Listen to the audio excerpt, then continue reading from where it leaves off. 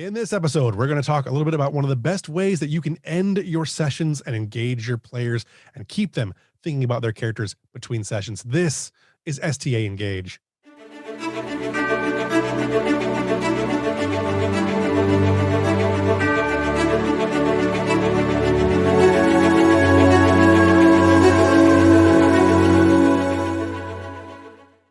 Welcome to the show. I am your host, as always, Dr. RPG Jeff Harvey. In the last episode, we talked about ways you can jumpstart your sessions, and this is the part 2 of that episode. We didn't call it a 2-part episode then, but it's a 2-part episode. Spoiler alert. We're going to talk in this episode about how you can end your session and how you can keep your players engaged between them. Go back, check out episode 1. It's a great, or episode 1 of this anyways. It's a good way to get started, understanding how you can get your game going. And this is the tie up to how everything ends. Before we get into all that though, please welcome once again, my illustrious co-host, the once again luminous Michael Dismuke. What's up? Great to be here. Last show, I know we talked about opening, and now we're talking about how to close the game. So I'm glad to be here. I'm actually going to pick your brain a lot, Jeff. Today. Good. This is one of the things I think is the most important part of the anything you can do. The goal of the show is to help fans of Star Trek and of the role-playing community better engage with the Star Trek franchise and the Star Trek Adventures RPG, as well as the community at large. This show is brought to you by the letter L, the number 245, and the support of people like you. So like, subscribe, share, and support us on Patreon. Help us keep the show going for the rest of season 1, and show your support so that we can make season 2 a reality. Rewards include getting your name in the credits, invites to live Q&As that are upcoming, and coming soon, access to a back catalog of all the previous podcasts, not all of them, but the ones I can still find of previous podcasts that I have done. Also a behind the scenes look at how we do things here at STA Engage. So, give if you can, and if you can't, we totally understand. You can find out more about the people who do sponsor the show, as well as help putting the show together, our production team at Studio Tembo, the fine folks over at Continuing Missions, sta.com, and our primary sponsor for season 1, Adventure Inc. Just follow links in the doobly-doo. So let's talk about how to wrap up a session. I think wrap up is probably the single most important thing you can do. It's at least as important as opening a show if done right. We were talking earlier too that one of the things you learn is Act 3, how that the game finishes. It finishes. You don't drag it on too long. People are starting to get winded, right? But you still need a little something from them at the end of the game. So that's why I'm glad we're going to be talking about this today. I need your tutelage. Right. From an RP perspective, you look at the original series too, and you can always see that moment on the bridge between Kirk and Spock and McCoy. They always had these little moments. They even do it in the computer games, a bunch of them, where you get this little moment of just wind down. And that's a really good moment. Yep. Your stories are going to span, if your stories are going to end on more than, if your stories are going to span more than one session, try to end on a cliffhanger, but don't overdo this, right? You're going to want to have that moment where they have a chance to wind down and have that role play back and forth if you can help it. If you always end on a cliffhanger, or you always end on a hard note, it doesn't really give players a chance to develop after a major event, right? Then you end up having like a week or more for them to forget all the things that their character was feeling at that moment. I think it's really important that you don't do that. If you're going to use cliffhangers, though, for some scenes, changes or cold opens or session ends, eventually they don't mean very much. And we want to make sure you don't jump the shark. That's a term that goes back to the Happy Days TV show. It basically means that you're overreaching and you're doing too many stunts to grab ratings or to keep the player's attention. You're really Cisco's mother? Yeah. There's some bad writing in DS9. But yeah, try to make sure that players have that opportunity to wind themselves back down. Yeah. I think, again, talking about that wind down time is, it's nice if people go home and think about it, but you don't want them dreaming, obsessing, or even being upset leaving the game. You want them to have some resolved emotions. So the best way I can do that oftentimes is let people talk before you split up. So I know oftentimes before I even do the final wrap up of the game, I ask them, hey, how do you want this to end? And so they'll have a chance to talk about what could have happened. They review each other's actions. And I really listen to what they say too. So I get a lot of details listening to them talk about where they want the game to go. That informs me for future playing. Much like with letting them do recaps, I can get a lot of story ideas listening to them, things that they missed or things that I missed or were misconstrued toward during the session. So I love listening to what they have to say. Of course, my big thing is you have a series of wrap-up questions that you do, Jeff, and I wanted to pick your brain and find out how you get all of this. How do you extract all of this from your players? Yeah, I think I ask a series of questions, and the first question I ask really is, well, I guess before I get to that, well, the reason I ask these questions is because I want to make sure that I understand how my players are feeling and what they got from the session. And that really helps inform me how I want to go forward. When I started doing these a few years ago, it changed the way I think about gaming as a whole. And the first question that I ask is, what moment stands out most to you, right? You can see the little graphic we got there. So this is a group question. I ask it to the entire group. They all have different answers usually, but sometimes you'll get the same, no big deal. But it's a great way to gauge how your players are seeing the story that you're telling them and what they liked and didn't like about your session that you just ran. If it got their attention, then it's normally a good thing. So, yep, I love that one too. And then you also find out what maybe you could mix up with their values later, create new values based off of it too. I could see that question being beneficial for that. Right. It's a great way to gauge just in general how the players were receiving your last session that you ran. So the next question, what's that?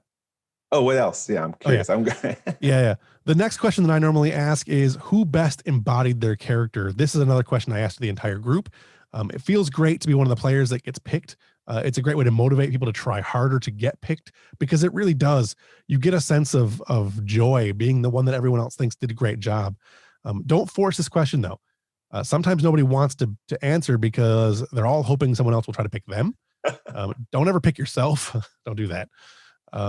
You can pick a player if players aren't doing it though. Like if you thought someone really stood out in your mind as a GM, call them on it. Like say, hey, look, you did a great job. It'll help break the tension too, and it'll get other players going. And this plays into the mechanic in Star Trek Adventures of Spotlight. So if people do vote somebody, they could end up getting a Spotlight milestone, right? Right. Absolutely. I talk a little bit more about the way I do. I think at the end of this episode, we can talk a little bit more about how we do giving out points. And I do want to say that I found some stuff in another game that I want to bring up for doing XP at some point, but I got to figure out how I want to do that episode. Cool. Don't let players name themselves. That's a cheap way out. It gets a laugh the first time everybody does it, but make them pick somebody that isn't them. That way they're helping engage the other people at the table. It's very important that we make sure that everyone gets engaged as much as possible. Great questions. What else do we have? The next question I usually ask is, what role-playing moment best exemplifies the other person's character to you? And this can be, you can talk about any other character. This is a lot like who best embodied their character, but it is different. I ask each player to name one moment where they felt that they saw another player play their character in a way that was able to really, that the observer was able to really get it and really get that who that character is, even if just for a moment. You go around the table, you may get the same answer over and over. It's fine, but give everybody a chance to have their moment of picking someone that will help exemplify them. It makes the person that does it feel good, and it makes the person answering the question think about how they can engage their character better for future sessions, so they can be the person picked. No, I love this. I'm actually just wrapped up a game. I'm actually going to go back to my Discord channel and start asking my players these questions. This is really good stuff. I would say that of all the questions, if you want to skip some for some sessions, this is a good one you can skip from time to time. If it was an RP light session, a lot of combat, whatever, you don't need it. But if you're doing a heavy RP session, I really do encourage you to do this question over even the one before it. So. Okay. I think the next question I usually do is, what motivated your character during the session, and how do the motivations change? This used to be a two-part question. It never worked as a two-part question, but this question is also one that I skip from time to time because there just isn't a lot, or it's very obvious what motivated your character or how those motivations changed. Sometimes they don't change. The character may not change from episode to episode every time, but having been rewatching Enterprise, I've noticed that Archer has a lot of change in every episode that he's in. Especially in season 3, you get to see a lot more of what motivates him and how that motivation is evolving his character. And that's what you're going for here is if a player has a really great heavy RP session with a lot of stressful story, this question is the one that you're going to get the most helpful response from going forward. Let them tell you what they want to do. You're literally asking them what you want to do next. So yeah, this is great. I'm glad you mentioned Archer. My favorite episode was when he actually stole the warp core. He stole an innocent alien vessel's warp core, making it so they had to take 3 years to get home through that expanse. Horrible action. I loved watching him do it. But you get to see why he does it, and you get to see what's moving him forward, and that's something to think about as your character. And that, to me, that question not only helps the GM understand where you want to go next, but it also helps you understand where you want to go next with your character. It's a super, super helpful question. It really is.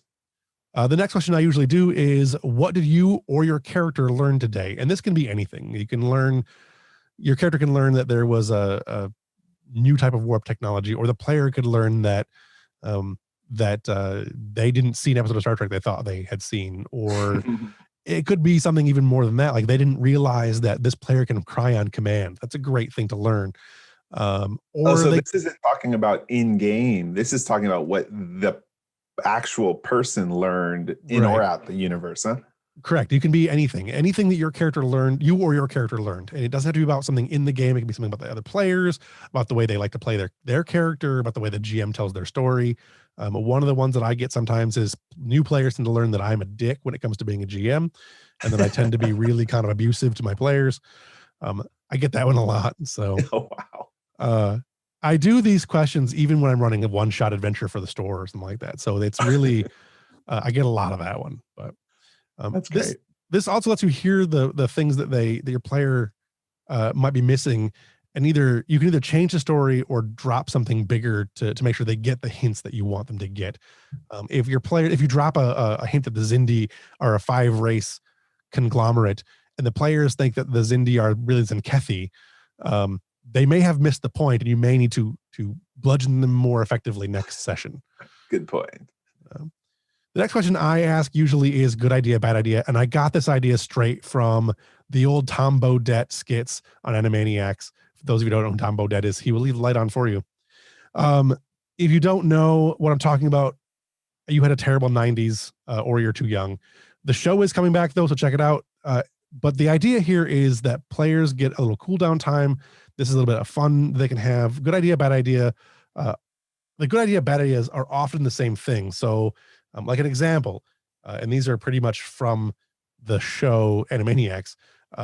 Good idea is visiting the circus. A bad idea is having the circus visit you, right? Or like volunteering to join your friend on a to help him with his Klingon honor ritual. That's a good idea. But the bad idea is volunteering to join your friend in his Klingon honor ritual that involves pain sticks that are being hit struck to your face. You don't want to do that. This is a fun question, and it really does help everybody wind down and remember that it's just a game. No matter how stressful your session was, it's just a game, and this question reminds everyone of that. So I love that. How does that one work in conjunction? It has to be something from the current game that they do that with? Yeah, the current session is how I usually make sure that you do it. Like, what was the good idea from the session? What was the bad idea from the session? And like I said, they don't always have to be tied together, but they usually are. Got it. I've had players who were, one of the ones, they were infiltrating a Zenkethi base. They were disguised as Zenkethi, because in my world, Zenkethi are not the giant lizards. They're actually cat people, because I started way before. Anyway, they were infiltrating them, and they were forcing their way in through conversation. Like, they were lying about who they were. And it was great until the tables got turned on them. Like, they pretended to be these inspectors, and then the people in the base were asking them the questions that they couldn't answer anymore because they weren't really the inspectors. So it's a good idea, bad idea kind of situation. So got it. The next question I like to ask, and this is a good one, I think, to help players feel better, is what did you see from another player or character that you would like to see more of in the future. This is a per player question. Ask everybody this question. You don't need to ask everyone, but you should.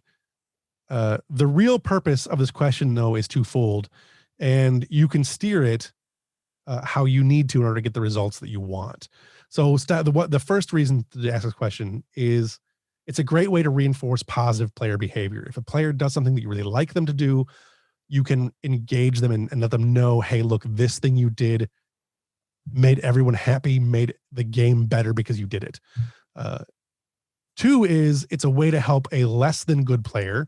You can help point out a player's poor behavior. You can call it to their attention in a positive way. I see that, like, maybe you have a really talkative player and it's like, I really think that player did really well when they spent time observing and listening. Correct. It's exactly it. It's a tricky thing to do. But if you can point out something a player did that is contrary to the things they normally do, you can highlight that in a way that helps educate the player without having to offend anybody. Right. Sounds good. Yeah. Safe. Yeah. It's a good way to help better players be better players. I use it a lot.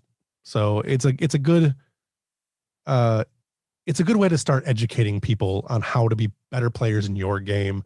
Because you can highlight the things that you want them to be able to do. And that's the thing we're going to get into another episode is how to be a better player.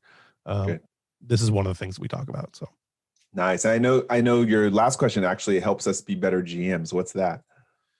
This one is, again, very similar. It's if you could change one thing about the session, what would it be? I like this question because it's a way for players to give negative feedback in a positive way to the game master.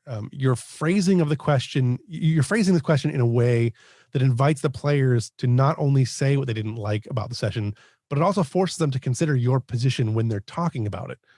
It's also a great feeling when you start getting sessions where players honestly don't have anything they can change about the session, because you've done everything you can do to make the game the best you can for them.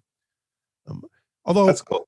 Yeah, because I've experimented a couple times with different types of playing styles or GMing styles, and I've never asked that question specifically. But after the game didn't feel right, I'm like, hey, what did you guys prefer, this or that? And that helped a lot. Right. Yeah. Feedback is essential, right?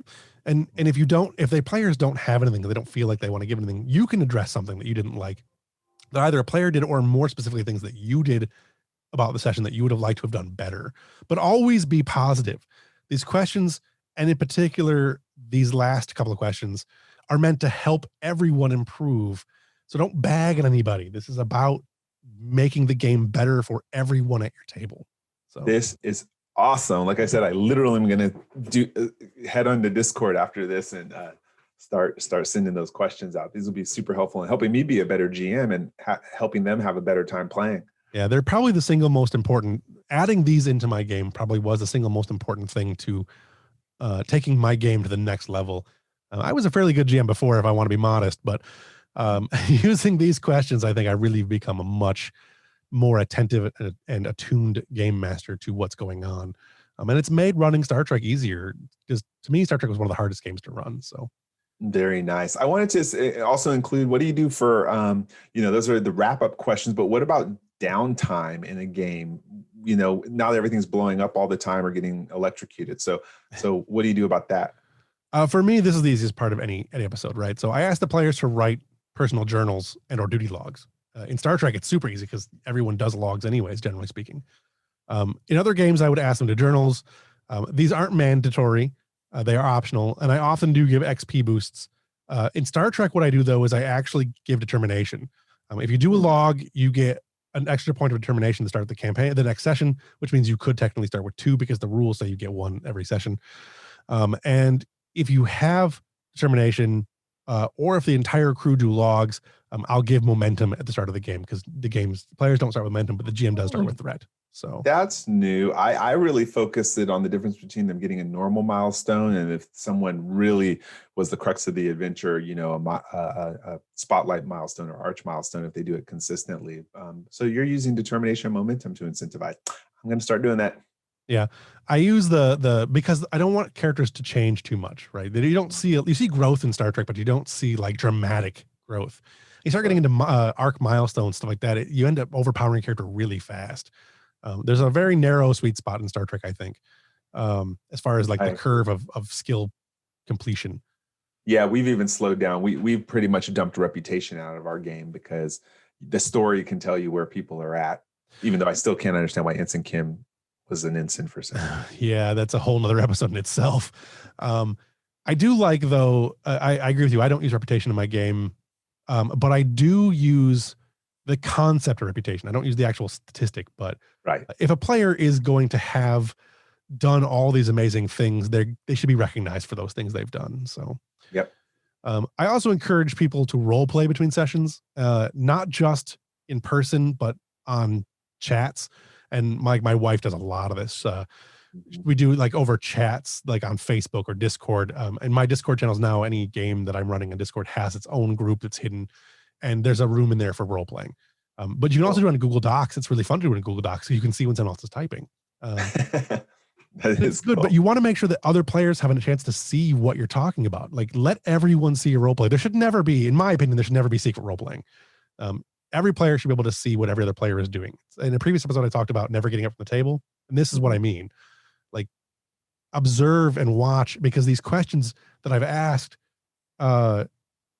if you don't see someone else's amazing role-playing moment, you can't reward that player by telling them how much you enjoyed their moment. I think it's important. Yeah, we talked about that too. I said sometimes on Discord, it's fun to do that just for suspense, but yeah, you definitely don't want to overdo that. Yeah, there are times and places for all of it. Another thing that players can do is write letters back home if they don't want to write a log. I need to actually write a couple letters for my character in my Monday night game that I'm playing. But I've been so busy, I haven't gotten around to it yet. So, all right. I don't have anything else as far as that stuff goes. And that's pretty much how I run games. How do you wrap up your games?